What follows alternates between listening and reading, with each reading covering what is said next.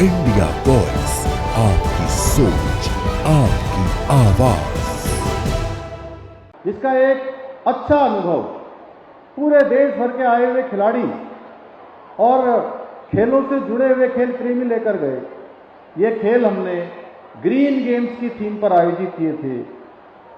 इस आयोजन में हमने सभी मेडल, पुरस्कार, ई बेस्ट सामग्री से बनाए गए खेल किट भी रीसाइक्ल्ड सामग्री से तैयार किए गए। भाइयों बहनों, मेरा मानना है हमें उत्तराखंड में इकोलॉजी और इकोनॉमी के बीच संतुलन बनाए रखते हुए कार्य करना होगा, क्योंकि हमारे लिए पर्यावरण और विकास एक दूसरे के पूरक हैं।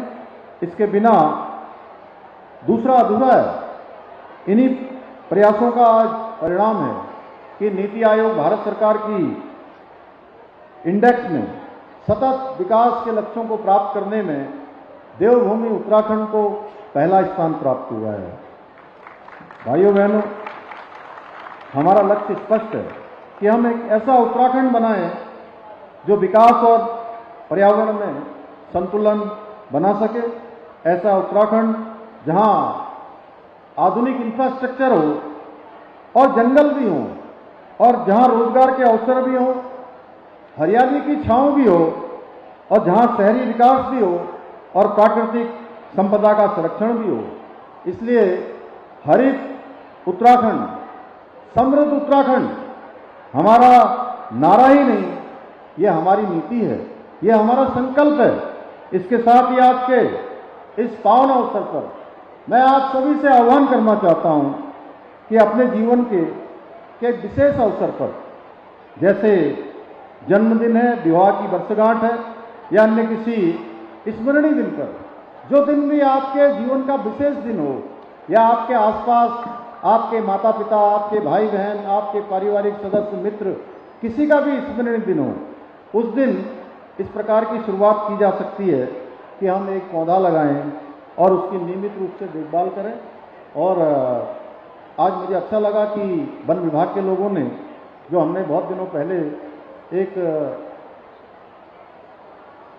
संकल्प के साथ हम आगे बढ़े थे कि बुके नहीं बुक से स्वागत करेंगे, आज उन्होंने उसको आगे बढ़ाया है। इसके लिए मैं उनको बधाई देता हूं। और आज का दिन, एक बात और आपके दिन में कहना चाहता हूं कि हमने पिछले दिनों शिक्षा विभाग की समीक्षा बैठक में हमने तय किया था कि हमारे जो नवोदित उदयमान छात्र एवं छात्राएं हैं, हमारे भविष्य के कर्णधार हैं, उनको गीता का पाठ कराया जाना चाहिए। उनको विद्यालयों में, स्कूलों में गीता पढ़ाई जानी चाहिए।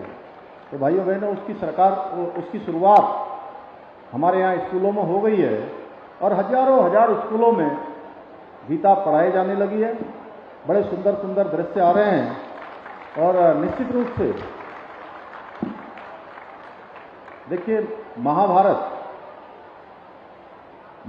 जैसे अनेक युद्ध, 12,000 से भी ज्यादा युद्ध महाभारत जैसे इस देश के अंदर हुए, लेकिन महाभारत को याद इसलिए किया जाता है, बार बार स्मरण इसलिए किया जाता है, जब धर्म अधर्म की बात होती है, न्याय अन्याय की बात होती है, तो महाभारत का हमेशा जिक्र आ जाता है, क्योंकि उसमें भगवान श्री कृष्ण के श्रीमुख से, नारायण के श्रीमुख से गीता का ज्ञान अर्जुन को दिया गया था, जो आने वाले कई शताब्दियों तक धर्म और अधर्म के बीच में भेद करेगा, न्याय और अन्याय के बीच में भेद करेगा।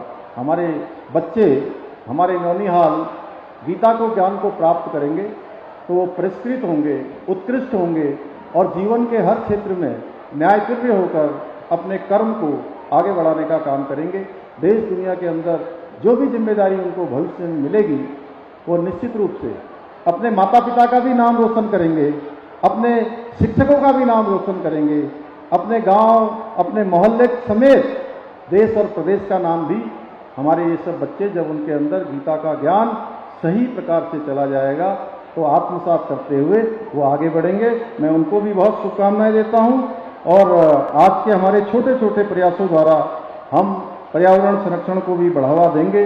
मुझे पूरा विश्वास है कि पर्यावरण संरक्षण के प्रति हमारे विकल्प रहित संकल्प को पूरा करने में आप सभी इसी प्रकार जैसे आज स्कूलों के विद्यार्थी मैं देख रहा हूं, ऐसा लग रहा है उत्सव हो रहा है। जैसे 15 अगस्त को, 26 जनवरी को मैं भी छोटा छोटा था, इसी प्रकार से हम लोग पहले से तैयारी करते थे कि आज हमारा उत्सव होने वाला है, आज जो है हम जो है प्रभात फेरी निकालेंगे, आज हमारे अनेक कार्यक्रम होंगे। आज इसी प्रकार से आप सब बच्चों को देखकर, एनसीसी के बच्चों को देखकर, विद्यालयों से आए हुए मेरे छात्र छात्राओं को देखकर सच में मुझे भी आज अपने बचपन के दिन स्मरण में आ गए। मैं एक बार फिर से आप सबका बहुत धन्यवाद करते हुए हरेला पर्व की बधाई और शुभकामनाएं देते हुए अपनी बात को समाप्त करता हूं। जय हिंद। बहुत बहुत धन्यवाद माननीय मुख्यमंत्री महोदय, आपके आशीर्वचन के